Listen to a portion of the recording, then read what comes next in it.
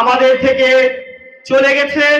মহান আল্লাহ পাক তাদেরকে জান্নাতুল ফেরদাউস নসিব করুন এবং যারা অসুস্থ আছেন তাদেরকে মহান আল্লাহ পাক সুস্থতা দান করুন। জননেতা তারেক রহমানের বিপক্ষে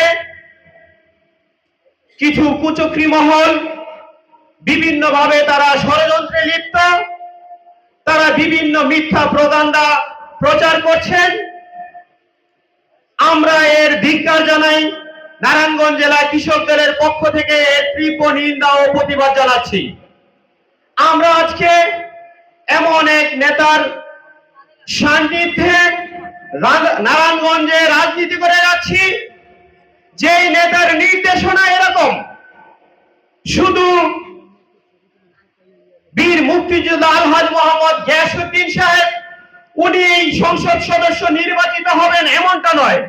তার স্বপ্ন হচ্ছে পুরো নারায়ণগঞ্জে 5টি আসন, 5টি আসনে কিভাবে জাতীয়তাবাদী দল বিএনপি বিপুল ভোটে জয়লাভ করতে পারে, তারেক জিয়ার হাতকে শক্তিশালিত করতে পারে, সেই স্বপ্নে আমাদের নেতা আলহাজ মোহাম্মদ গিয়াসউদ্দিন সাহেবের পথ চলা।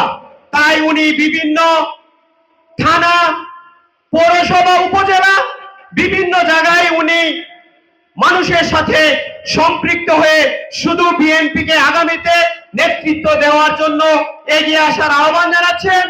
আমি এই নেতার প্রতি আস্থা ও ভালোবাসা রেখে আমি বলতে চাই, আমার নেতার নির্দেশনা হচ্ছে কেন্দ্রের থেকে জননেতা তারেক রহমান সাহেব যাকেই নমিনেশন দিবেন তার পক্ষে আমরা সবাই একত্রে কাজ করব ইনশাআল্লাহ। এটা আমাদের মধ্যে কোনো দ্বিমত নেই। আমি সকলের সুস্বাস্থ্য দীর্ঘায়ু কামনা করে আমি আমার বক্তব্য এখানেই শেষ করছি। আসসালামু আলাইকুম ওয়া রাহমাতুল্লাহি ওয়া বারাকাতুহু। সংগ্রামী সাথী ও